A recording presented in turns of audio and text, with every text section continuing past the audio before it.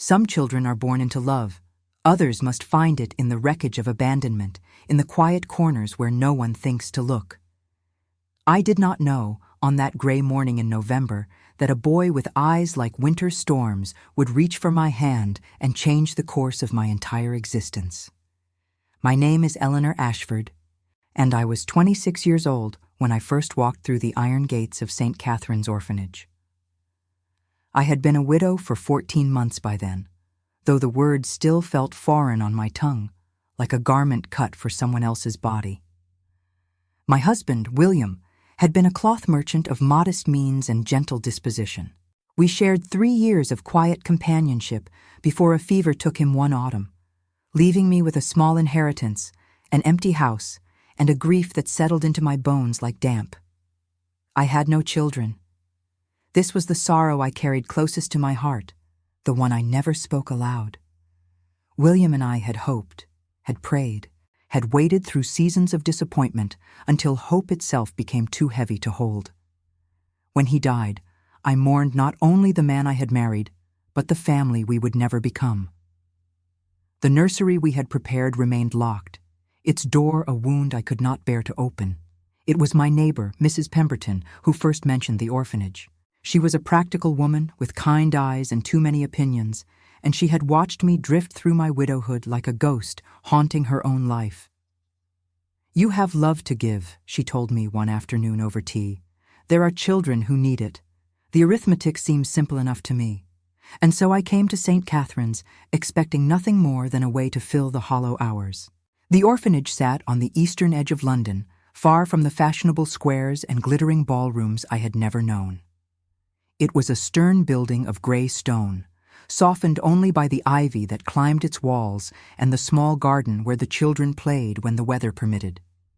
Inside, the halls smelled of lye soap and boiled potatoes, and the floorboards creaked beneath my feet like old bones settling. Mrs. Hartley, the matron, was a widow herself, a woman of 50, with silver streaking her dark hair and a voice that could silence a room of screaming children with a single word. She welcomed me with cautious warmth, explaining that volunteers were rare and often unreliable. "Ladies of your station usually lose interest after the first month," she said, studying me with eyes that had seen too many broken promises. "The children learn not to attach themselves to people who will leave." I told her I understood. I did not tell her that I had nowhere else to be, no one waiting for me, no life that would suffer from my absence. I simply asked where I might be useful, and she led me to a room where a dozen children sat at long wooden tables, practicing their letters on slates smeared with chalk dust. That first day, I read to them from a book of fairy tales, my voice unsteady, my hands trembling slightly as I turned the pages. They watched me with the wary attention of creatures who had learned that adults could not be trusted. That kindness was often a prelude to disappointment. But by the end of the hour, 2 of the younger ones had crept close enough to lean against my skirts, and something cracked open in my chest, something I had thought permanently sealed. I returned the next day, and the day after that. Weeks became months. I learned the children's names, their histories, their particular hungers. There was Sarah, who was 8 and dreamed of becoming a seamstress, her small fingers already nimble with a needle. There was Peter, who was 10 and angry at the world, his fury a shield against the parents who had abandoned him at the workhouse door. There were the twins, James and John, who spoke in a private language only they understood and clung to each other as though the other might vanish at any moment. And then there was Thomas. He arrived at St. Catherine's in the spring, brought by a parish constable who had found him wandering the streets near the docks. He was 5 years old, small for his age, with dark hair that curled against his forehead and eyes of such a deep, startling blue that they seemed to hold the entire sky within them. He did not cry when the constable left. He did not speak at all. He simply stood in the center of the hall, his thin arms wrapped around himself, and stared at the world with an expression of perfect, devastating stillness. Mrs. Hartley told me what little she knew. His mother had been a servant, she said, a girl named Mary who had worked in one of the great houses before falling into disgrace. She had died of consumption 6 months prior, leaving the boy with no family, no name beyond Thomas, no claim to anything but the clothes on his back. The parish had kept him as long as they could, but resources were scarce, and St. Catherine's was the only place that would take him. I watched him from across the room that first day, this small, silent boy who seemed to exist in a pocket of stillness while chaos swirled around him. The other children shouted and played and fought over toys, but Thomas sat alone by the window, tracing patterns on the glass with one finger, his eyes fixed on something far beyond the garden walls. I approached him slowly, the way one might approach a wounded bird. I knelt beside him, my skirts pooling on the cold floor, and I did not speak. I simply sat with him in the silence, letting him grow accustomed to my presence, asking nothing of him but my company. After a long while, he turned to look at me. His eyes searched my face with an intensity that made my breath catch, as though he were looking for something specific, some sign or signal that would tell him whether I could be trusted. I held his gaze and waited. Then, without a word, he reached out and took my hand. His fingers were small and cold, and they curled around mine with a grip that seemed too strong for such a fragile child. He did not smile. He did not speak. He simply held on, as though I were the only solid thing in a world that had proven itself made of smoke and shadow. From that moment, Thomas was mine. Or perhaps I was his. The distinction seemed unimportant. He began to follow me through the orphanage, a silent shadow at my heels. When I read to the other children, he sat at my feet, his head resting against my knee. When I helped in the kitchen, he stood beside me, watching with those solemn blue eyes as I kneaded bread or peeled potatoes. He rarely spoke, but when he did, his voice was soft and careful, as though words were precious things not to be wasted. The other volunteers found it strange, this wordless attachment between a widow and an orphan boy. Mrs. Hartley watched us with an expression I could not read, something between concern and wonder. But I did not care what anyone thought. For the first time since William's death, I felt the stirring of purpose, the sense that my presence in the world mattered to someone. Thomas called me Mama once, late one evening when the other children had gone to bed and I was preparing to leave. He whispered it so quietly that I almost missed it, his face pressed against my skirts, his small body trembling with the effort of trust. I wept that night, alone in my empty house. I wept for the children I had never had, for the child who had chosen me without knowing that I had been waiting my whole life to be chosen. I wept because I knew that I could not keep him, that the orphanage had rules, and I had no husband, no standing, no way to claim a child who was not mine by blood. But I returned the next morning, and the morning after that. I told myself that loving him from a distance was enough, that giving him what I could was better than giving him nothing at all. I told myself many lies in those days. It was a Thursday when everything changed, a gray morning in late November when the sky hung low and heavy with the promise of rain. I had arrived early, as was my habit, and I was helping Thomas with his letters when Mrs. Hartley appeared in the doorway, her face flushed with an emotion I could not name. "We have visitors," she announced, her voice carrying a weight of significance that silenced the room. "The Duchess of Ashworth and her son are coming to tour the facility. I need everyone on their best behavior." A murmur rippled through the children, a mixture of excitement and fear. Visitors from the aristocracy were rare at St. Catherine's, and their presence usually meant donations, new blankets, perhaps extra food for the winter. But they also brought scrutiny, judgment, the reminder that we existed at the mercy of those who had never known hunger or cold. I gathered Thomas onto my lap and smoothed his hair, whispering reassurances I did not entirely believe. He pressed closer to me, his fingers gripping the fabric of my dress, and I felt the familiar surge of protectiveness that he always inspired.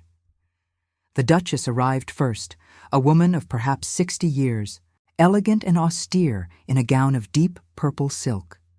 Her silver hair was swept beneath a fashionable bonnet, and her eyes, a pale gray, surveyed the room with the detached interest of someone examining livestock at a market. She was beautiful in the way that winter is beautiful, cold and remote and untouchable. But it was the man who followed her that made me catch my breath. He was tall, broad-shouldered, with dark hair silvered slightly at the temples and a face that seemed carved from granite. His features were handsome in a severe way, all sharp angles and shadows, and his eyes were a blue so deep they appeared almost black in the dim light of the hall. He wore a coat of charcoal gray, impeccably tailored, and he moved with the contained power of a man accustomed to being obeyed. This was the Duke of Ashworth, I realized. Richard Blackwood, the man whose name appeared in society pages I never read, whose fortune and title made him one of the most eligible gentlemen in England. He was 34 years old and had never married, a fact that inspired endless speculation among the gossips of London. Some said he was too proud.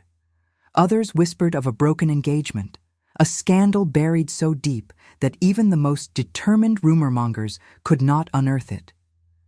Looking at him now, I understood why people spoke of him with such fascination. There was something magnetic about his presence, something that drew the eye and held it even as every instinct warned of danger. He was not a man who invited warmth. He was a man who commanded rooms and controlled conversations, who wore his coldness like armor against a world that had taught him to trust no one. Mrs. Hartley was speaking, guiding the Duchess through the hall, explaining the orphanage's programs and needs with the practiced efficiency of someone who had given this speech many times before. The Duke followed silently, his gaze moving over the children with an expression of polite disinterest. And then his eyes found Thomas. I felt it happen, felt the moment his attention sharpened, his entire body going still with a tension that seemed to vibrate in the air around him. He was staring at the boy in my lap, staring with an intensity that made my arms tighten instinctively around Thomas's small frame. The Duke's face had gone pale, the color draining from his cheeks as though he had seen a ghost. His lips parted, and I saw his throat move as he swallowed, once, twice, struggling to compose himself.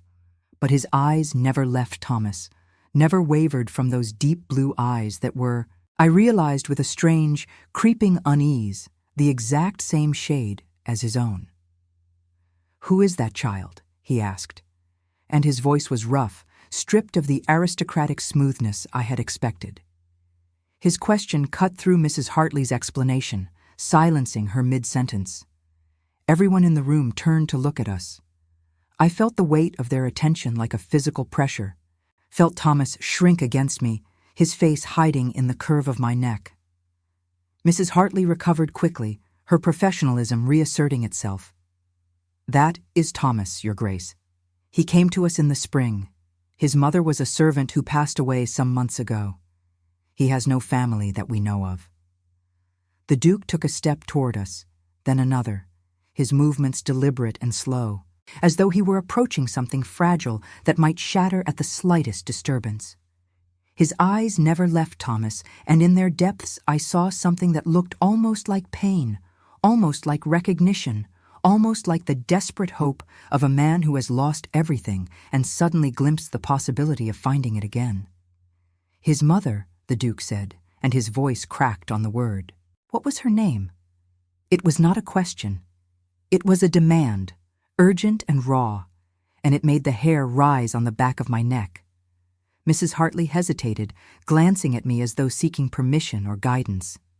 "Mary," she said finally. Her name was Mary. The sound the Duke made was barely human, a low, wounded noise that seemed to escape him against his will. He stopped walking, frozen in the middle of the room, his hands clenched into fists at his sides. His mother, the Duchess, had turned at the commotion, her gray eyes narrowing with an expression I could not read. "Richard," she said sharply, "what is the meaning of this?" But the Duke did not answer her. He was looking at me now, looking at the way I held Thomas, at the protective curve of my body around his small form. And something shifted in his face, something that might have been gratitude or grief or the beginning of a realization that would change everything. "Madam," he said, addressing me directly for the first time. His voice had steadied, but I could hear the tremor beneath it, the effort it cost him to maintain composure. "How long has the boy been in your care?" I lifted my chin, meeting his gaze with a courage I did not entirely feel. "I have been visiting him since April, Your Grace. He has grown attached to me, and I to him." The Duke nodded slowly, his eyes moving between my face and Thomas's, cataloging details, making connections I could not follow. "And has he ever spoken of his mother? Has he told you anything about his life before?" Thomas stirred against me, lifting his head to peer at the tall stranger who stood before us. His blue eyes, so like the Duke's, were wide and wary, but there was no recognition in them, no sign that he understood the significance of this moment. I tightened my arms around him, shielding him from a truth I could not yet name, but sensed hovering at the edges of the room, waiting to consume us all. "He does not speak much of his past," I said carefully.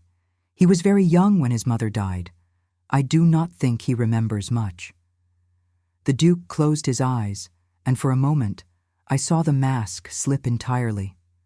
I saw the grief that lived beneath his coldness, the guilt that had carved lines around his mouth, the longing that he had buried so deep he had perhaps forgotten it existed.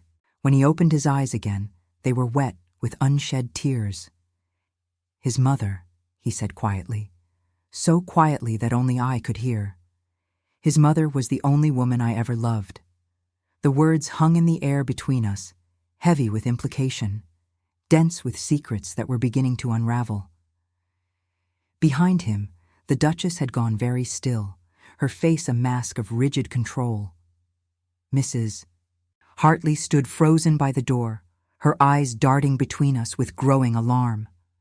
And Thomas, small and silent and completely unaware of the storm gathering around him, reached out one hand toward the Duke's face, his fingers brushing against the tear that had escaped down one granite cheek. "Why are you sad?" he asked in his soft, careful voice. "Why are you crying?" The Duke caught the boy's hand in his own, cradling those small fingers with a tenderness that seemed to contradict everything I had heard about him. He brought Thomas's hand to his lips and pressed a kiss against the palm, a gesture so intimate and paternal that it stole the breath from my lungs. "Because I have been looking for you," he whispered, "because I did not know you existed. Because your mother never told me, and now she is gone, and I have lost so many years. I did not understand. I did not want to understand. But the truth was there in the matching blue of their eyes, in the dark curl of their hair, in the shape of their faces that mirrored each other across the chasm of years and secrets and lies. Thomas was his son. The Duke of Ashworth had a child he had never known, a child whose mother had been a servant he had loved and lost. And that child was currently sitting in my lap, calling me Mama, looking to me for protection against a world that had suddenly grown very complicated and very dangerous. I looked at the Duchess, at the cold fury barely concealed behind her aristocratic composure. I looked at Mrs. Hartley, at the calculation already forming behind her practical eyes. I looked at the Duke, at the desperate hope and terrible fear warring in his expression, and I held Thomas tighter, knowing with a certainty that settled into my bones like ice that nothing in my life would ever be the same again. The silence that followed the Duke's confession was absolute, a living thing that pressed against my ears and stole the air from my lungs. I could hear my own heartbeat, loud and irregular, could feel Thomas's small body trembling against mine as he sensed the tension crackling through the room like lightning before a storm. It was the Duchess who broke first. "Richard," she said, and her voice was ice wrapped in silk, controlled and deadly in a way that made the children nearest to her shrink back instinctively. "We will discuss this matter in private. This is neither the time nor the place for such theatrics." The Duke did not move. His hand still cradled Thomas's small fingers, and his eyes had not left the boy's face, drinking in every detail as though memorizing him, as though afraid he might vanish if he looked away for even a moment. "Mother," he said quietly, and there was steel beneath the softness. "I have spent 7 years believing I had lost everything. I will not wait another moment to know my son." The word hung in the air, heavy and irrevocable. Son. Mrs. Hartley made a small sound of shock, quickly suppressed. The other children had gone utterly still, watching with the wide-eyed fascination of those who recognize drama even when they do not understand its particulars. I should have remained silent. I should have let the aristocrats sort out their own affairs, should have remembered my place as a volunteer, a widow of modest means, a woman with no claim to anything that was unfolding before me. But Thomas was pressed against my heart, his face hidden in my shoulder, and I could feel the fear radiating from his small frame like heat from a fire. "Your Grace," I said, and my voice was steadier than I had expected. "Whatever your connection to this child may be, he is frightened. Perhaps we might continue this conversation somewhere more private, away from the other children." The Duke's gaze shifted to me, and I felt the full weight of his attention for the first time. It was like standing in a beam of concentrated sunlight, intense and searching, impossible to escape. He studied my face with an expression I could not read, taking in the plain wool of my dress, the simple arrangement of my hair, the unremarkable features that had never drawn a second glance from anyone of consequence. "Who are you?" he asked, and there was genuine curiosity beneath the command. "You hold my son as though he belongs to you." The possessive pronoun made something sharp twist in my chest. "My son," he had said, as though 5 months of love and daily devotion counted for nothing against the accident of blood. "I am Eleanor Ashford," I replied, lifting my chin. "I am a widow, and I have been volunteering at St. Catherine's since last winter. Thomas and I have grown close during that time." "She is the only one he trusts," Mrs. Hartley interjected, finding her voice at last. "The boy would not speak to anyone for weeks after he arrived. Mrs. Ashford is the only person he has attached himself to. He calls her Mama." The Duke flinched at that, a small, involuntary movement that betrayed more than he likely intended. His jaw tightened, and I saw the muscle work beneath his skin as he struggled to control whatever emotion had surged through him. The Duchess, meanwhile, had recovered her composure entirely.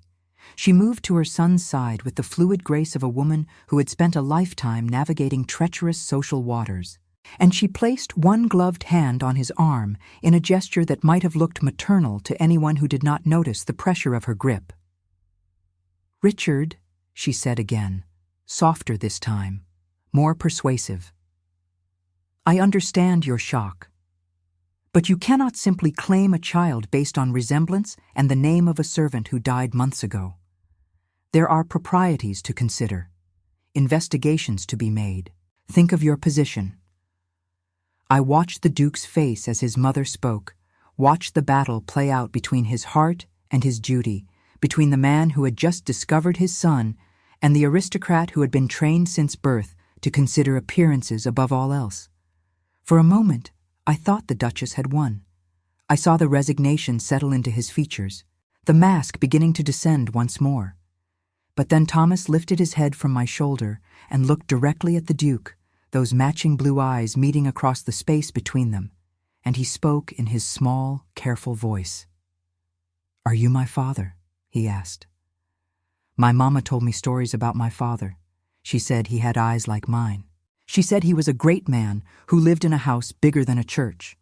She said he loved her very much, but they could not be together because the world would not let them." The Duke made that wounded sound again, that low noise of grief and recognition that seemed to escape from somewhere deep within him. He sank to his knees on the worn floorboards, bringing himself to Thomas's level, and he reached out with trembling hands to cup the boy's face. "Yes," he whispered. Yes, I am your father. And your mother was right. I loved her more than I have ever loved anyone. I wanted to marry her, to make her my duchess, to give you my name. But I was told she had gone, that she had left without a word. I searched for her for years, Thomas. I never stopped searching. I never stopped hoping. The Duchess had gone pale, her composure cracking at last around the edges. Richard, she said sharply, that is quite enough. You are making a spectacle of yourself before servants and orphans. Whatever this boy may or may not be, he is not a matter to be settled in public. The Duke rose slowly, and when he turned to face his mother, there was something new in his expression, something hard and cold and questioning that made even the formidable Duchess take a step backward.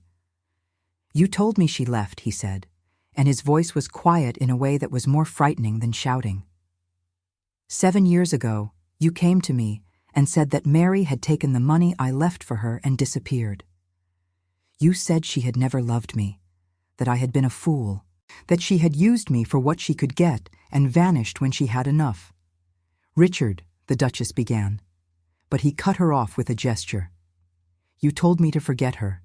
You told me that she was nothing, that a servant could never be the Duchess of Ashworth, that I would ruin everything our family had built if I persisted in my foolish attachment. And I believed you, Mother. God help me. I believed you because the alternative was too painful to contemplate. His voice broke on the last word, and I saw tears streaming openly down his face now, tears he made no effort to hide or control. But Mary did not leave, did she? He continued, each word precise and devastating. She did not take my money and run. She had my child, Mother. She had my son, and she raised him alone in poverty. And she died of a disease that proper care could have prevented. And I was 5 miles away, in a house bigger than a church, believing the lies you told me. The silence that followed was deafening. The Duchess stood frozen, her face a mask of calculation as she weighed her options, measured the damage, considered her response. I saw the moment she made her decision, saw the slight shift in her posture as she chose her strategy. I did what I thought was best, she said, and her voice was calm, reasonable, utterly without remorse. You were young, Richard. You were infatuated with a pretty face and a willing body. It would have been a catastrophic mistake to marry her, to give your name to a servant's child. I protected you from your own foolishness. I protected this family. The Duke stared at her as though seeing her for the first time, and what he saw seemed to sicken him. You knew, he said slowly. You knew she was with child. You knew, and you sent her away. I gave her money, the Duchess replied. More than enough to start a new life far from here. It was her choice to stay in London, her choice to raise the boy in squalor. I cannot be held responsible for her poor decisions.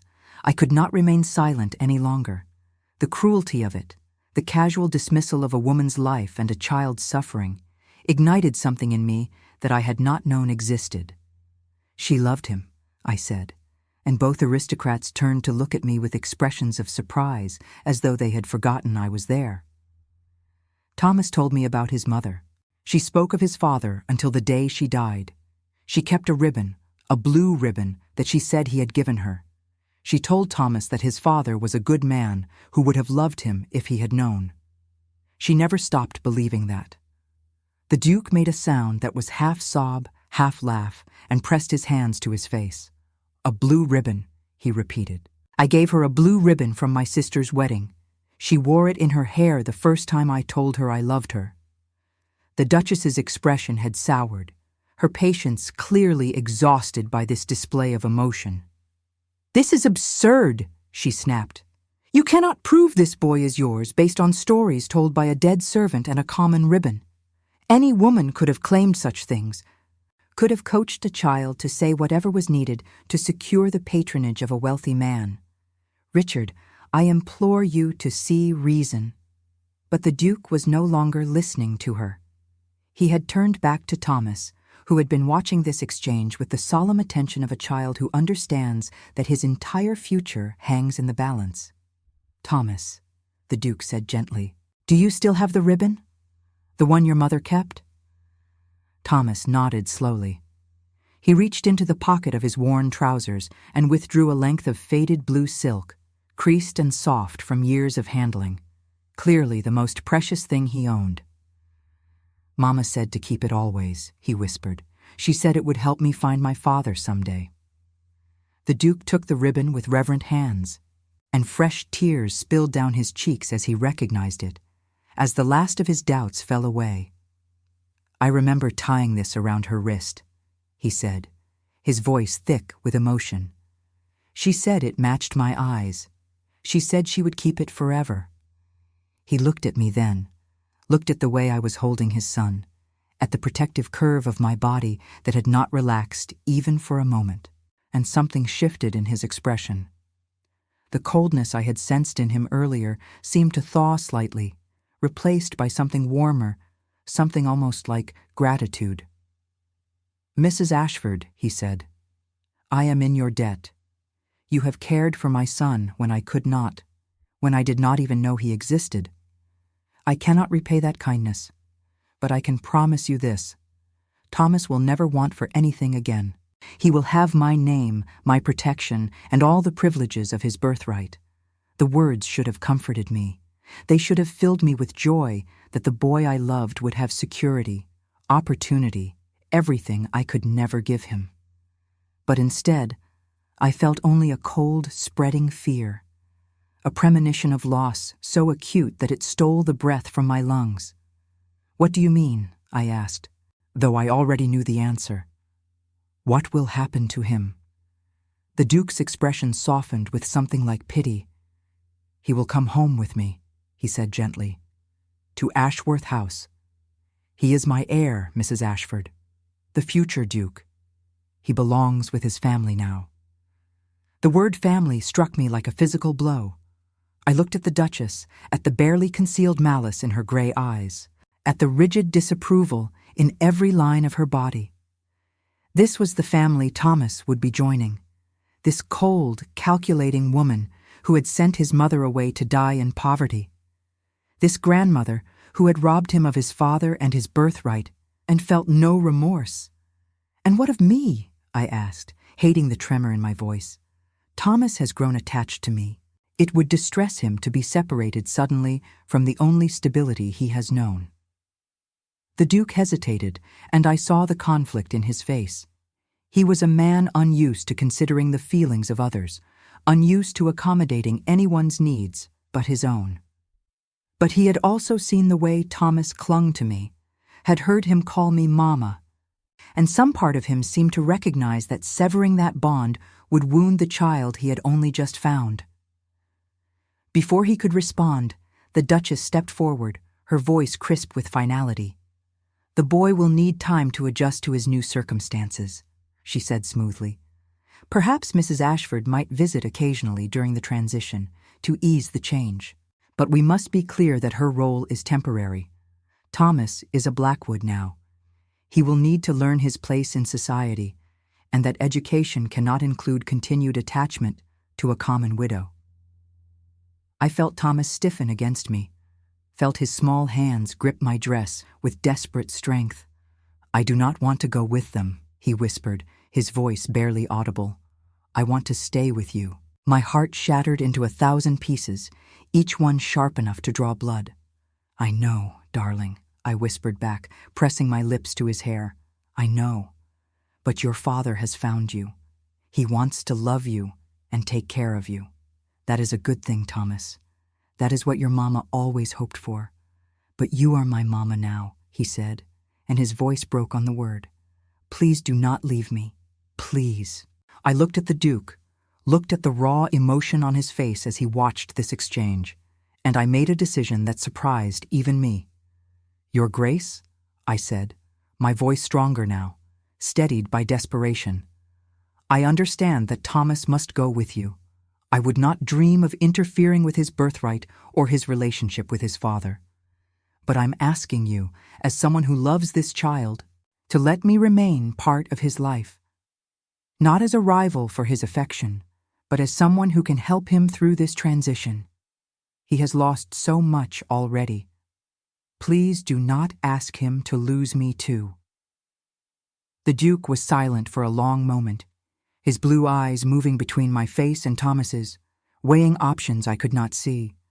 Finally he nodded.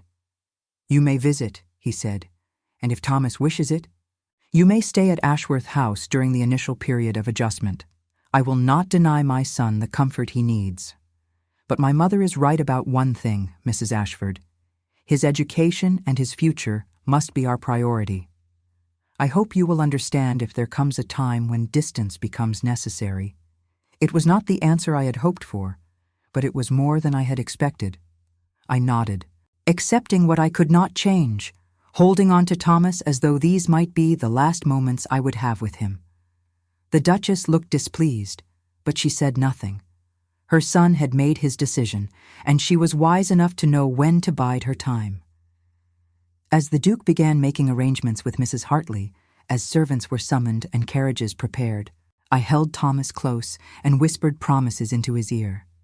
I told him that I loved him, that I would always love him, that I would never truly leave him no matter what happened, and I prayed that I would be able to keep those promises, even as I felt the ground shifting beneath my feet, even as I sensed the Duchess's cold gaze upon me, calculating, planning, preparing to remove the obstacle I represented to her vision of her grandson's future.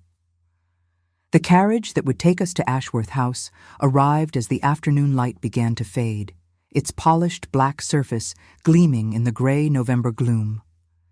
Thomas sat on my lap throughout the journey, his face pressed against the window, watching the city give way to countryside with wide, uncertain eyes. The Duke sat across from us, and I felt his gaze upon me more than once, though I could not bring myself to meet it. The Duchess had taken her own carriage, preferring to travel separately, and I was grateful for her absence, even as I dreaded what awaited us at our destination. When Ashworth House finally came into view, I understood why Mary had told Thomas his father lived in a house bigger than a church. The estate was magnificent, a sprawling manor of golden stone that seemed to glow in the dying light, its windows glittering like jewels, its garden stretching toward the horizon in carefully manicured perfection. It was beautiful, and it was terrifying, and as the carriage rolled through the gates, I tightened my arms around Thomas and prepared myself for the battle I knew was coming. For I had seen the look in the Duchess's eyes. I had heard the threat beneath her gracious words. She would not rest until I was gone from her grandson's life, and I would not rest until I had secured his happiness, no matter the cost. Ashworth House swallowed me whole in those first bewildering days. I wandered its corridors like a ghost, marveling at the painted ceilings and gilded mirrors, the portraits of ancestors whose stern gazes followed me from room to room as though questioning my right to be there.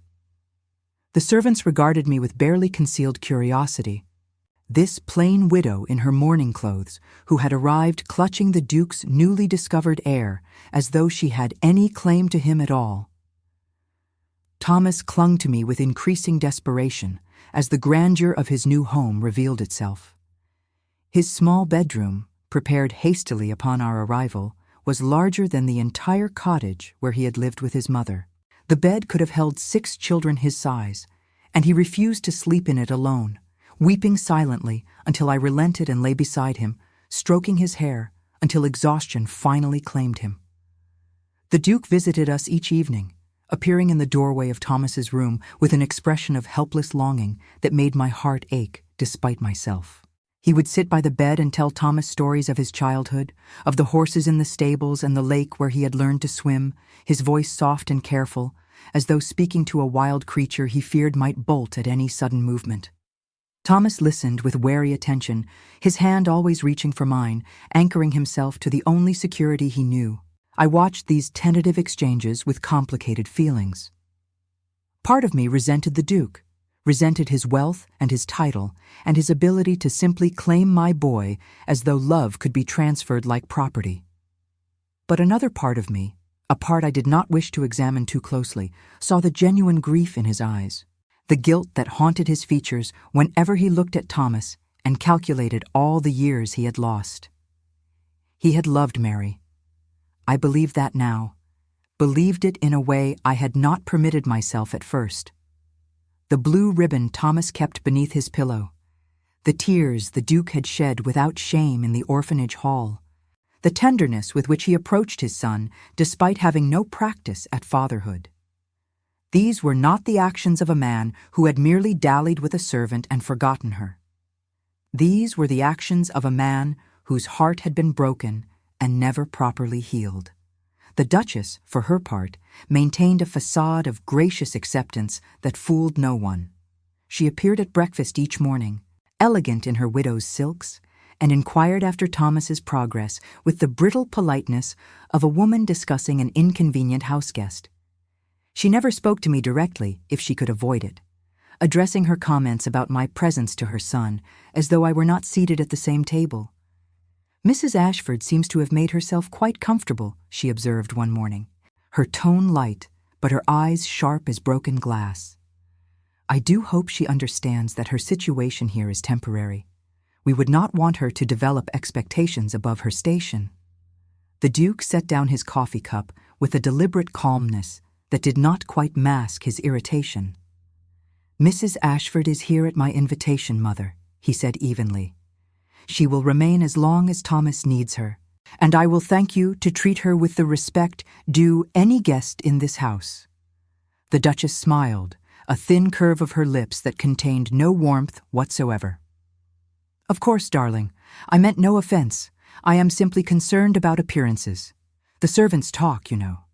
And it would be unfortunate if rumors were to spread about the nature of Mrs. Ashford's presence here. A young widow, living under your roof, spending her days with your son. People will draw conclusions."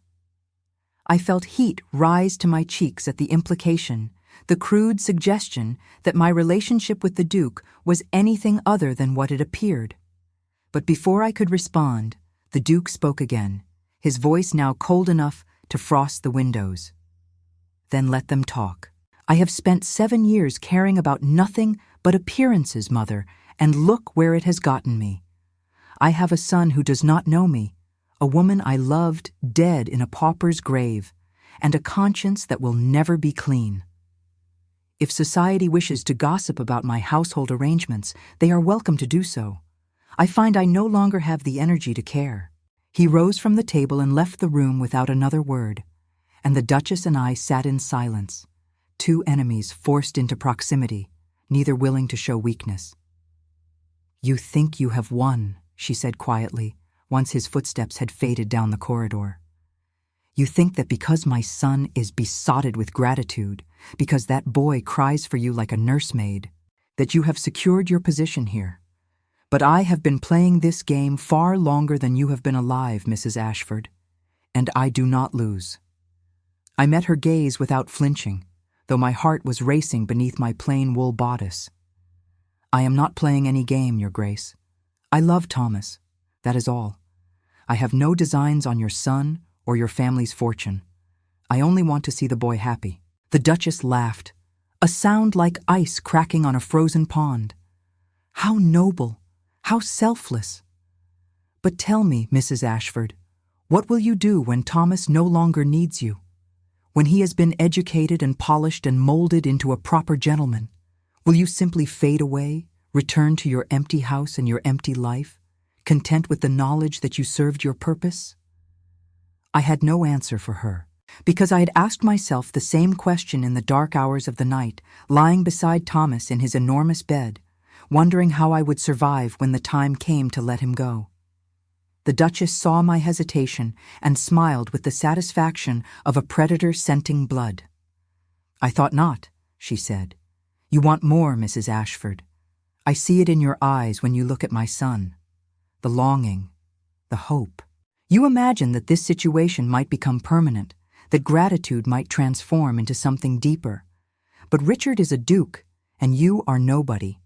Even if he were foolish enough to consider such a match, I would never permit it. And I have ways of ensuring that what I wish comes to pass." She rose from the table, her purple silk rustling like the wings of some great dark bird. "Enjoy your time here while you can," she said pleasantly. "It will not last." After she left, I sat alone in the vast dining room, my breakfast untouched, my hands trembling in my lap. I told myself that her words meant nothing, that I truly had no expectations beyond Thomas's welfare. But even as I formed the thought, I knew it for the lie it was. Something had shifted in me during those weeks at Ashworth House. Something I had not anticipated and could not control. It had happened gradually, in moments so small I had barely noticed them accumulating. The way the Duke's face softened when he watched Thomas sleep. The questions he asked me about my life, my husband, my years of hoping for children of my own. Questions asked with genuine interest rather than aristocratic condescension. The evening he found me weeping in the library, overcome by grief I could not explain, and sat beside me in silence until the storm had passed, offering nothing but his presence and a handkerchief embroidered with his initials. He was not the cold, forbidding man I had first encountered at the orphanage.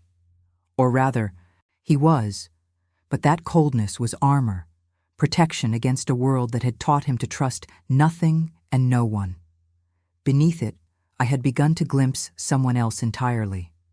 A man who read poetry when he thought no one was watching. A man who had kept every letter Mary had ever written him, bundled in ribbon and hidden in a locked drawer of his desk. A man who was trying, with clumsy earnestness, to learn how to be a father to a son who did not yet trust him. I should not have noticed these things. I should not have catalogued them, treasured them, returned to them in quiet moments like a miser counting coins. I was a widow of modest means, a woman of no consequence, and he was the Duke of Ashworth. The gulf between us was vast and unbridgeable, and the Duchess was right. I was foolish to imagine otherwise. But the heart does not listen to reason.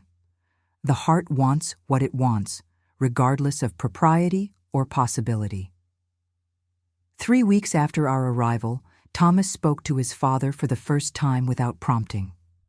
We were in the nursery, the three of us, engaged in the evening ritual that had become the brightest part of my days. The Duke had brought a set of tin soldiers from his own childhood, and he was showing Thomas how to arrange them for battle, his large hands gentle as he positioned the tiny figures on the carpet. I watched from my chair by the fire, ostensibly reading, actually observing the scene with a fullness of feeling I dared not name. Thomas studied the soldiers with serious concentration, then looked up at the Duke with those matching blue eyes. "Did my mama know you played with these?" he asked. "Did you ever show them to her?" The Duke went very still, his hand frozen above a miniature cavalry officer. "Yes," he said finally, his voice rough. "I showed them to her once. She said they were too fine for a servant's eyes, and I told her that nothing was too fine for her, that I would give her everything I had if she would let me."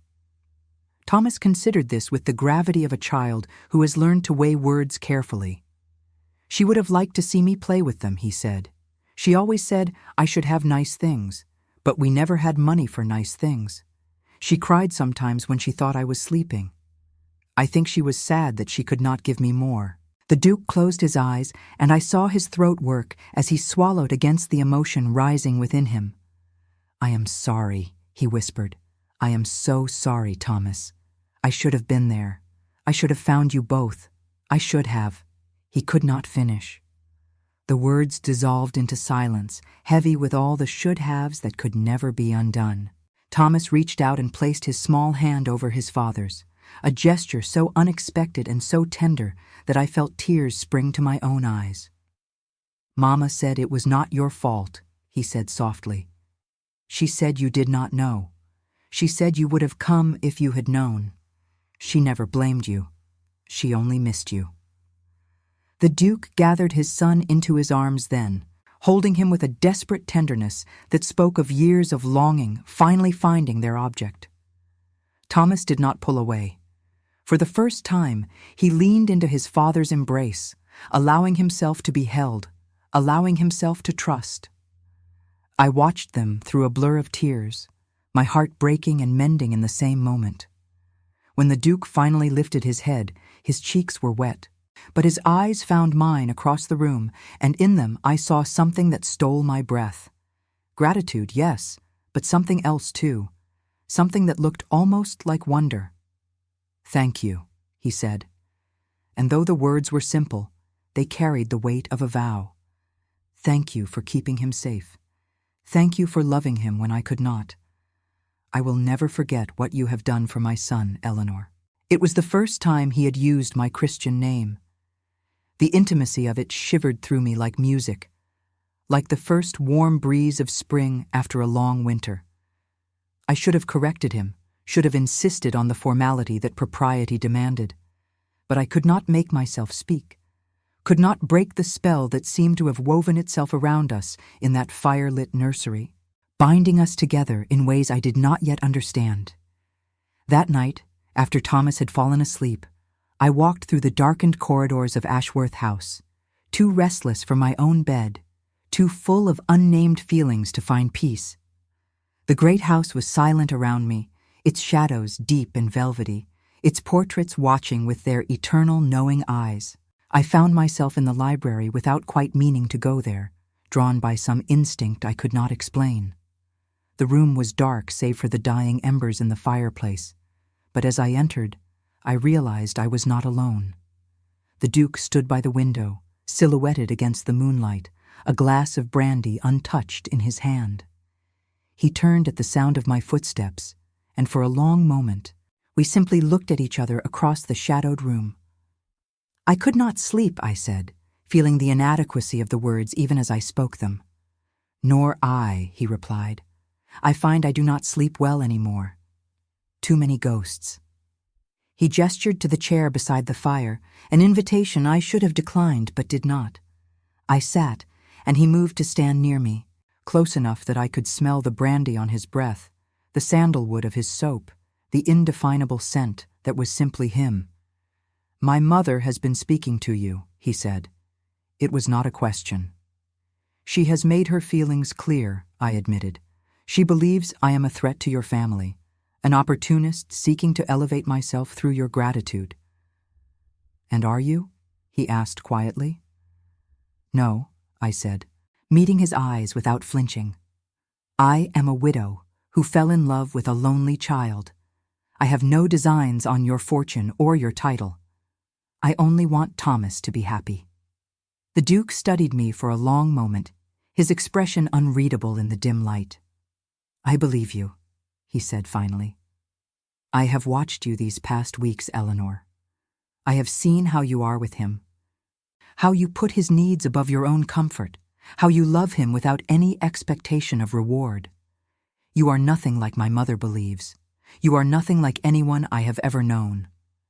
He set down his glass and moved closer, close enough that I could feel the warmth radiating from his body, close enough that if I reached out, I could touch him. You asked me once who I was, I whispered, my voice barely audible. I am beginning to wonder if I know the answer anymore. Perhaps we are both discovering ourselves anew, he said. Perhaps that is what loss does. It strips away everything we thought we were and leaves only the truth beneath. His hand rose, hesitated, then gently touched my cheek, his fingers warm against my skin. I should have pulled away. I should have remembered my place, my station, the impossibility of everything his touch implied.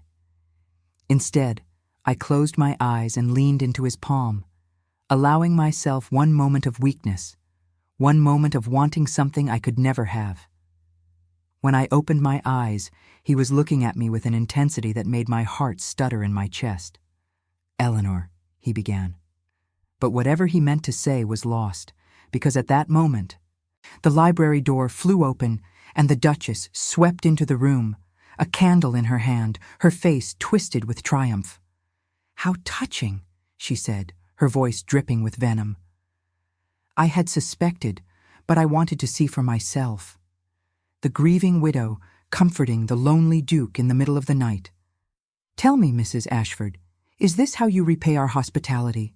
By seducing my son while his child sleeps upstairs? The Duke stepped away from me, his face hardening into the cold mask I remembered from our first meeting.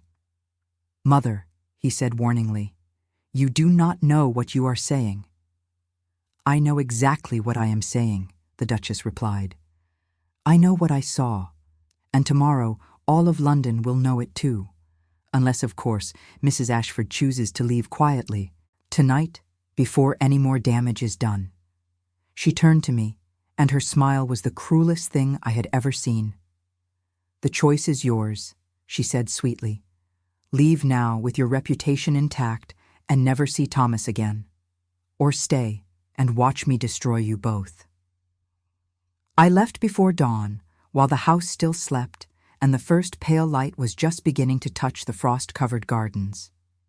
I did not say goodbye to Thomas. I could not. The thought of seeing his face, of watching his eyes fill with the betrayal of yet another abandonment, was more than I could bear.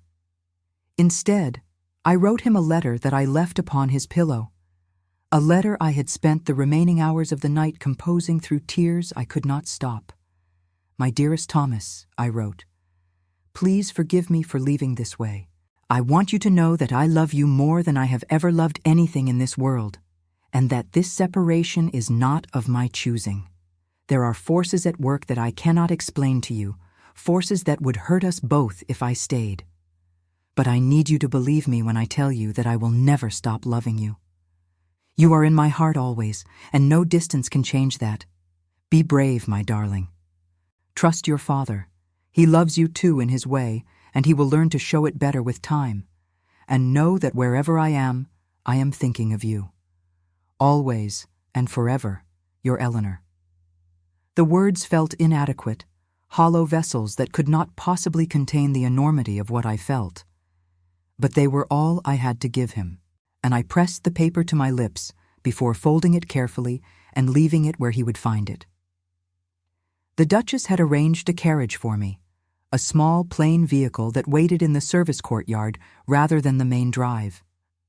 A final reminder of my station, a last humiliation to mark my departure. I climbed inside without looking back, and as the wheels began to turn, I allowed myself to weep as I had not wept since William died. The journey to London took several hours, though I was barely aware of the passing time. I sat in a stupor of grief, watching the countryside slide past the window without truly seeing it. The Duchess had given me money, more than enough to establish myself in modest comfort, a payment that felt like blood money, the price of my silence and my absence. I should have refused it. I should have thrown it in her face and declared that I could not be bought. But practicality won over pride, as it so often must for women without means. I took the money and hated myself for taking it, and I knew that I would spend the rest of my life wondering if I had made the right choice. My house was cold when I arrived, the fires long dead, the rooms thick with the musty smell of absence. I moved through the familiar spaces like a stranger, touching objects I had once treasured, finding no comfort in them now. Everything reminded me of the life I had built and lost, the love I had found and surrendered. Days passed in a gray blur. I ate when I remembered to eat, slept when exhaustion overtook me, wept when the silence became too heavy to bear. Mrs. Pemberton came by on the third day, concerned by my sudden reappearance and haggard appearance. I told her a partial truth, that the situation at Ashworth House had become untenable, that I had been asked to leave. She clucked with sympathy and brought me soup and did not press for details I could not have given. I thought of Thomas constantly. I wondered if he had found my letter, if he understood, if he hated me now for abandoning him as everyone else had. I wondered if the Duke had tried to comfort him, or if his coldness had returned, locking him away from the son he had only just begun to know. I wondered if the Duchess was pleased with her victory, if she slept soundly, knowing she had separated a child from the woman he called mother. On the fifth day, a letter arrived. It was addressed in a hand I did not recognize, bold and angular, the pen strokes deep enough to have nearly torn through the paper. There was no return address, but the seal on the back bore the Ashworth crest, and my hands trembled as I broke it.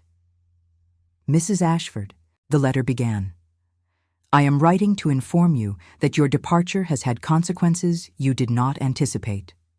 Thomas has not spoken since he found your letter. He refuses to eat, refuses to leave his room, refuses to acknowledge anyone who approaches him. The physicians say there is nothing physically wrong with him, but I fear for his mind. He sits by the window all day, watching the drive, waiting for you to return. He will not believe that you have truly left him. He insists that you promised you would never leave, and that you do not break your promises. The letter continued, but my vision had blurred with tears, and I had to set it down to compose myself before I could read on. My mother has told me what she did, the Duke had written. She has confessed to the ultimatum she gave you, the threats she made, the choice she forced upon you. I cannot express the depth of my shame and rage. I have sent her away to our estate in Scotland, where she will remain until she has learned that her interference in my affairs will no longer be tolerated. She has done enough damage to this family. I will not allow her to destroy what remains of my son's happiness. I understand why you left Eleanor. I understand that you believed you had no other option. But I am asking you now, not as a duke to a subject, not as an employer to a servant, but as a man who has come to care for you more than he has any right to, please come back. Not for my sake, but for Thomas's. He needs you. He needs the only mother he has ever truly known. And I find that I need you too, though I have no words for what that means or what it might become. If you will not return for me, return for him. There will be a carriage waiting at your door tomorrow morning. If you are not in it, I will understand. But I hope, Eleanor, for the first time in 7 years, I hope. The letter was signed simply, Richard. I read it 3 times, 4 times, until I had memorized every word, every stroke of the pen. Then I sat in my cold, empty parlor and tried to think clearly through the storm of emotion that raged within me. The Duchess was gone. That was something. A removal of the immediate threat. But her exile was not permanent, and her hatred of me would not diminish with distance. If I returned to Ashworth House, I would be returning to a life of constant vigilance, constant awareness that there were those who wished me harm. And yet Thomas was suffering. Thomas, who had already lost so much, who had chosen me out of all the adults in his small, painful world. Thomas, who sat by a window waiting for a promise I had made and then broken. How could I abandon him again? How could I prioritize my own safety, my own comfort, over the well-being of a child who had no one else? The answer was simple. I could not. The carriage arrived the next morning, as the letter had promised. It was not the plain service vehicle the Duchess had provided, but the Duke's own carriage, polished and gleaming, with the Ashworth crest emblazoned on the door. The footman who helped me inside looked at me with something like respect, and I realized with a start that things had changed in my absence, that the household now knew more of the truth than they had before. The journey back felt both endless and far too short. I rehearsed what I would say to Thomas, how I would explain, how I would beg his forgiveness for the hurt I had caused. I rehearsed what I would say to the Duke as well, though those words were harder to find, tangled as they were with feelings I had not yet sorted into sense. When the carriage finally rolled through the gates of Ashworth House, I saw a small figure standing on the front steps, unmistakable even at a distance. Thomas, in his nightclothes despite the cold, his face pale and thin from days of not eating, his eyes fixed on the approaching vehicle with an intensity that made my heart clench. Before the carriage had fully stopped, he was running. He flew across the gravel drive with a speed that seemed impossible for such a small body, and when I opened the door and stepped out, he launched himself into my arms with a force that nearly knocked me backwards. "You came back," he sobbed, his voice muffled against my shoulder. "You came back, you came back, you came back." I held him so tightly that I feared I might hurt him, but I could not make myself let go. Tears streamed down my face, falling into his dark hair, and I whispered promises and apologies and endearments until my voice gave out entirely. When I finally looked up, the Duke was standing on the steps where Thomas had waited. He was watching us with an expression I could not fully read, something between relief and anguish, hope and fear. He looked older than he had a week ago, the lines around his eyes deeper, the silver in his hair more pronounced. He looked like a man who had not slept in days, who had been carrying a weight too heavy for human shoulders. Our eyes met across the distance, and something passed between us, something that words could not have captured if we had spoken for hours. Then he descended the steps and walked toward us, and when he reached us, he did something I had not expected. He knelt beside Thomas and put his arms around us both, encircling us in an embrace that felt like shelter, like sanctuary, like home. "Welcome back, Eleanor," he said quietly. "Welcome home." The word should have felt presumptuous, should have reminded me that this was not my home, that I was here on sufferance, that my position was precarious and undefined. But in that moment, held by the Duke on one side and Thomas on the other, it felt like the truest thing anyone had ever said to me. The days that followed were strange and tender, a time of healing that none of us quite knew how to navigate.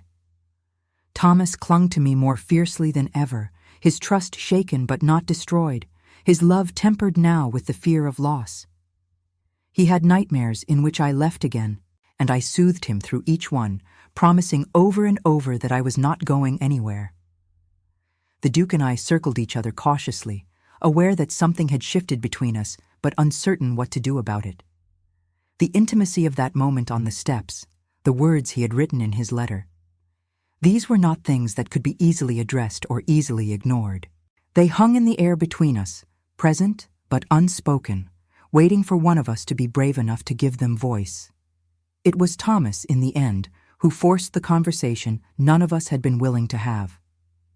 We were in the nursery, the three of us, playing with the tin soldiers, as had become our evening custom. Thomas arranged a battle scene with solemn concentration, then looked up at his father with those piercing blue eyes. "Papa," he said, the name still new on his tongue but growing more natural each day, "why do you not marry Eleanor? Then she would have to stay forever, and she could never leave again." The Duke went very still, his hand frozen above a tiny cavalry officer. I felt heat flood my cheeks, felt my heart begin to race with a mixture of mortification and something else, something I dared not name. "Thomas," I began, but the Duke held up a hand to silence me. "That is a very good question," he said slowly, his eyes meeting mine across the battlefield of tin soldiers. "Why indeed?" He rose and crossed the room to where I sat, and he knelt before me as he had knelt on the steps that day of my return. His hands found mine and held them, his grip warm and steady. "Eleanor," he said, and his voice was rough with emotion. "I know this is sudden. I know there are 1,000 reasons why you should refuse. I am cold and difficult and damaged. I have a mother who wishes you harm and a past that will always haunt me. I am not the man you deserve." He paused, and I saw the vulnerability beneath his aristocratic mask, the fear he was fighting to overcome. "But I have also come to realize something in these past weeks," he continued. "Something I did not expect and do not entirely understand. You have become necessary to me, Eleanor, not just for Thomas's sake, though he loves you and needs you in ways I cannot replicate, but for my own sake as well. When you left, I felt as though the light had gone out of this house. When you returned, I felt as though I could breathe again." He lifted my hands to his lips and pressed a kiss against my knuckles, a gesture so tender that it made tears spring to my eyes. "I'm not asking you to love me," he said. "I know that love cannot be commanded or compelled, but I am asking you to consider whether you might, someday, with time and patience, find it in your heart to accept me.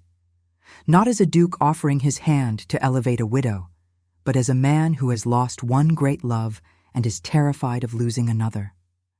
The room was very quiet. Thomas watched us with wide eyes, sensing the importance of the moment even if he did not fully understand it. The fire crackled softly in the grate, and somewhere in the distance, a clock chimed the hour. I looked at the man kneeling before me, This proud, damaged, complicated man who had lost so much and was risking so much more by laying his heart at my feet. I thought of all the reasons I should refuse, all the obstacles that stood between us, all the ways in which the world would condemn such a match. And then I thought of Thomas's question. Why do you not marry her? So simple, so clear, so free of all the complications that adults create for themselves. I thought of William, my gentle first husband, who had wanted nothing more than my happiness. I thought of what he would say if he could see me now, and I knew, with a certainty that surprised me, that he would want me to embrace this chance at love. I thought of Mary, Thomas's mother, who had loved this man with all her heart and died still believing in his goodness. I thought of how she had kept the blue ribbon, how she had told Thomas stories of his father, how she had never stopped hoping even when hope seemed foolish. And I thought of myself, Eleanor Ashford, widow and orphan's friend, and unlikely beloved.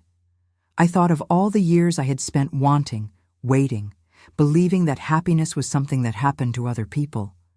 I thought of how it felt to be held by this man, to be seen by him, to be necessary to him in ways I had never been necessary to anyone.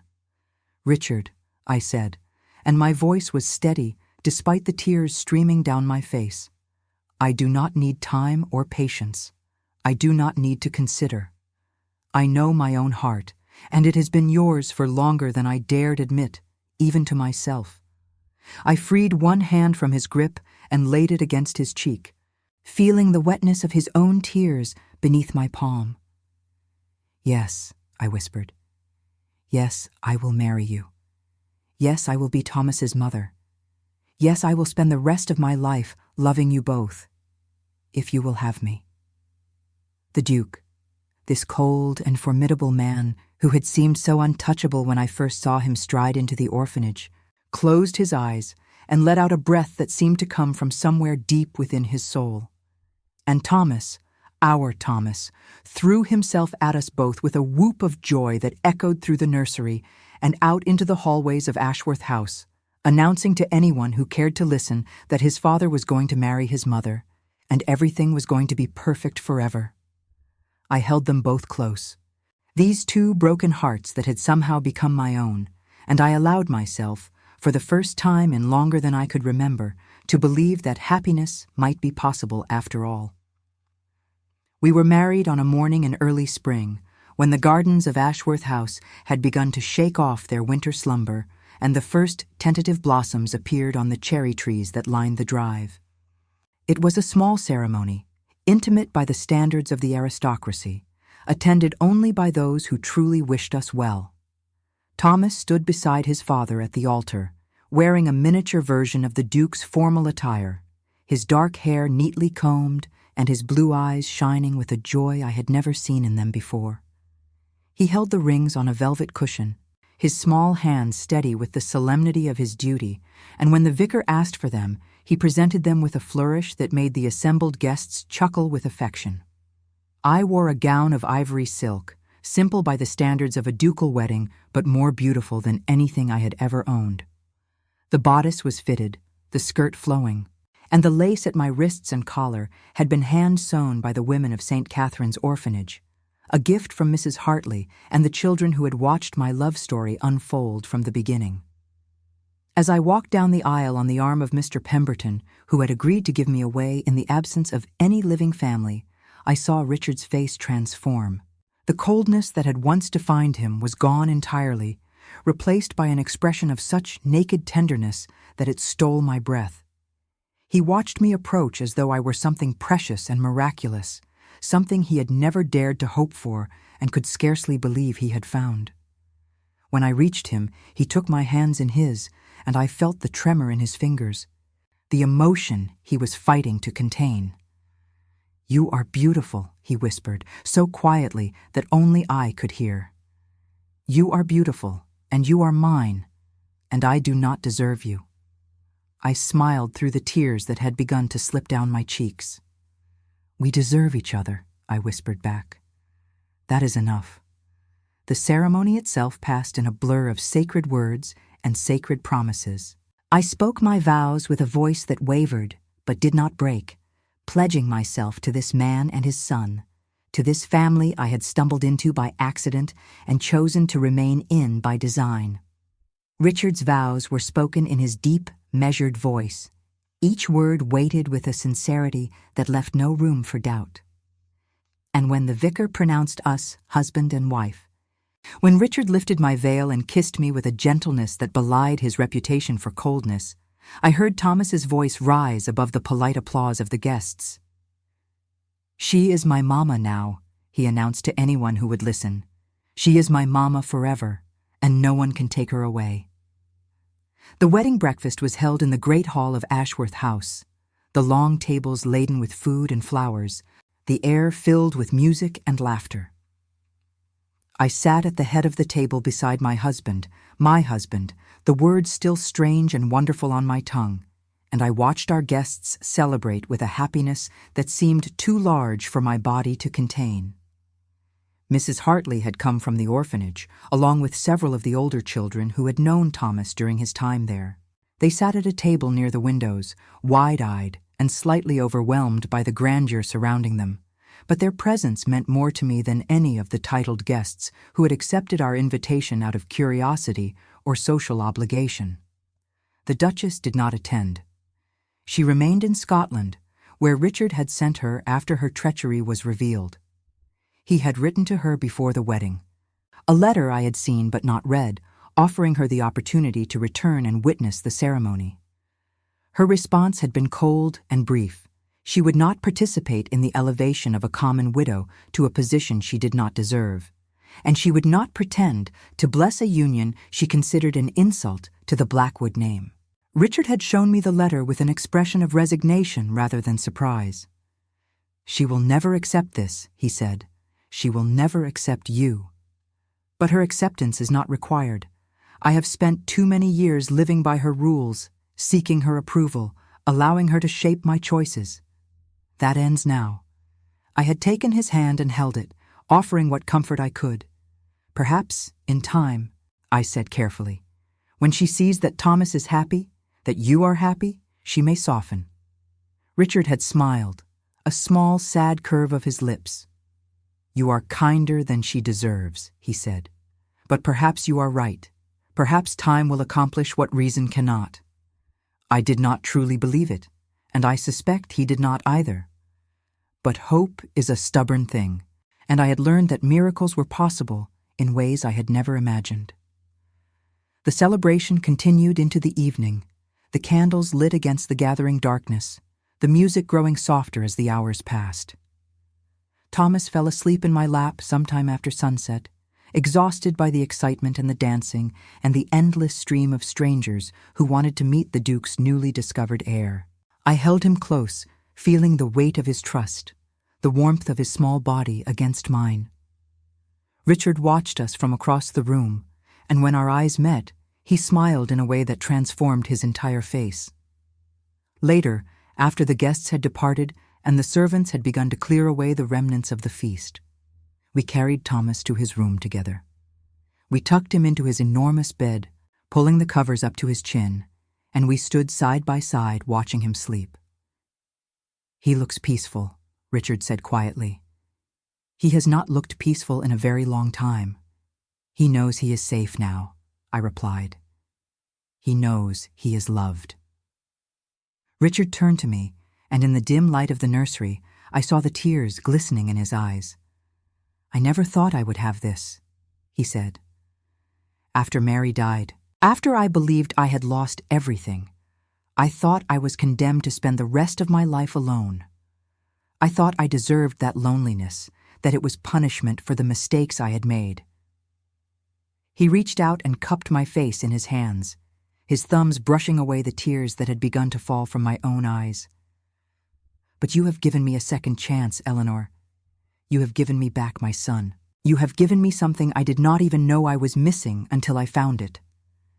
He leaned down and kissed me, softly at first, then with a growing intensity that spoke of years of loneliness finally finding their end.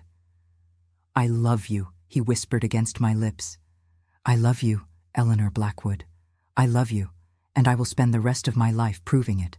We left Thomas sleeping and walked through the moonlit corridors of our home, hand in hand, no longer a duke and a widow, but simply a man and a woman who had found each other against all odds.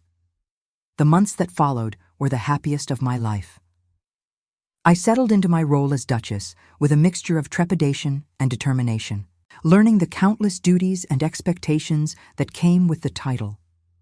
There were household accounts to manage, tenants to meet, social obligations to navigate. There were ladies who looked at me with barely concealed disdain, who whispered behind their fans about the nobody who had somehow captured the Duke of Ashworth. There were moments when I doubted myself, when the weight of my new position seemed too heavy to bear. But Richard was always there, steady and supportive, deflecting criticism and championing my efforts. And Thomas was there too, a constant reminder of why I had chosen this path, why every challenge was worth facing. He thrived in the months after our wedding, this boy who had once been silent and withdrawn. He laughed freely now, played loudly, demanded attention with the confidence of a child who knew he was loved. He called me Mama without hesitation, called Richard Papa with growing ease, and he never tired of telling anyone who would listen the story of how he had chosen his mother at the door of an orphanage and brought his parents together. We visited St. Catherine's regularly, bringing supplies and donations, spending time with the children who still waited for families of their own. Mrs. Hartley became a friend and advisor, her practical wisdom invaluable as I navigated my new responsibilities. And I made sure that the orphanage wanted for nothing, that no child in its care would ever suffer the deprivation that had marked Thomas's early years. Summer came, warm and golden, and with it a letter from Scotland. The Duchess wrote not to Richard but to me, a development that surprised us both. Her handwriting was elegant and controlled, giving no hint of the emotion that must have driven her to break her months of silence. "Mrs. Blackwood," she began, and the formal address felt like a concession, however small. "I have received reports of the changes at Ashworth House since your marriage. I am told that my grandson is flourishing, that he laughs and plays and speaks of his parents with great affection. I am told that the household has never run more smoothly, that the tenants speak highly of the new Duchess's kindness and attention." The letter continued for several pages, each line seeming to cost her something to write. "I have had many months to reflect upon my actions," she wrote. "I have had time to consider the consequences of my interference, the pain I have caused, the years I stole from my son and my grandson. I do not expect forgiveness. I do not deserve it. But I find that I am old, Mrs. Blackwood, and I am tired, and the thought of dying in exile from my family is more than I can bear." She asked, in terms as close to pleading as her pride would permit, if she might be allowed to return. Not to Ashworth House, not immediately, but to the dower house on the far edge of the estate. She asked only for the chance to see Thomas, to know her grandson before it was too late. I showed the letter to Richard, and I watched his face as he read it, watched the conflict play out across his features. "What do you think?" he asked finally. "Can you forgive her?" I considered the question carefully, as it deserved. "I do not know if I can forgive what she did to Mary," I said honestly. "I do not know if anyone could forgive that. But she is Thomas's grandmother, and she is your mother. And I have learned something, Richard, in these months of unexpected happiness. I have learned that holding on to anger is exhausting, and that grace, freely given, sometimes transforms the people who receive it." He looked at me for a long moment, and I saw something shift in his expression, some last wall crumbling inside him. "You are remarkable," he said. "You are the most remarkable woman I have ever known." I smiled and kissed his cheek. "I am practical," I corrected him. "There is a difference." The Duchess returned in autumn, thinner and quieter than she had been, her imperiousness softened by months of isolation and reflection. Thomas approached her with the wariness of a child who senses complicated history, but she knelt before him with a humility I had not imagined her capable of. And she apologized in terms simple enough for a child to understand. "I was wrong," she said. "I kept your father from knowing about you, and I kept you from knowing about him. And I am sorry. I cannot undo what I did, but I can promise to do better from now on." Thomas considered her with those piercing blue eyes that missed nothing. "Mama forgave you," he said finally, "so I will forgive you too. But you must be nice to her. She is the best person in the world, and if you are mean to her again, I will be very angry." The Duchess's lips twitched with what might have been amusement or might have been suppressed tears.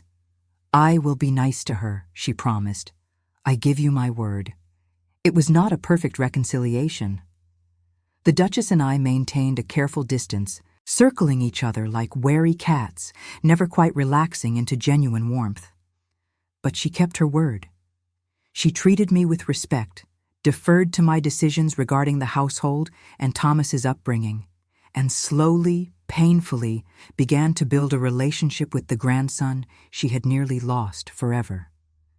Winter came again, and with it, the anniversary of the day I had first walked into St.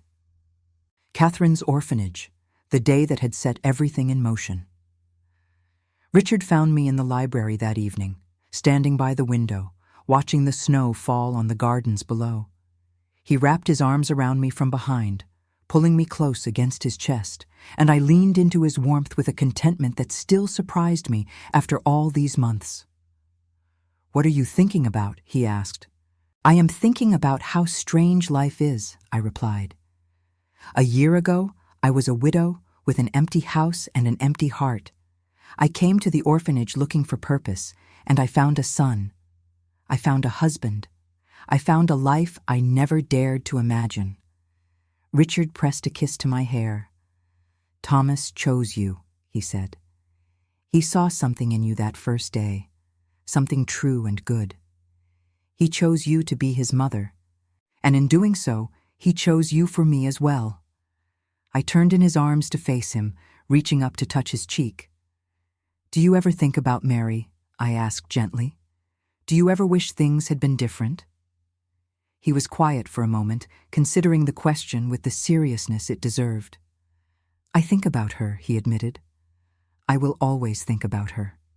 She was my first love, and she gave me my son, and I will carry her with me for the rest of my life. But Eleanor, I need you to understand something. What I feel for you is not a replacement for what I felt for her. It is something new, something that grew from the ashes of what was lost. You have not taken her place. You have made your own place in my heart and in my son's heart, and that place belongs to you alone." I rose on my toes and kissed him, softly, sweetly, with all the love I had to give. "I know," I whispered, "and I am grateful every day that Thomas chose me, that you chose me, that somehow, against all odds, we found our way to each other."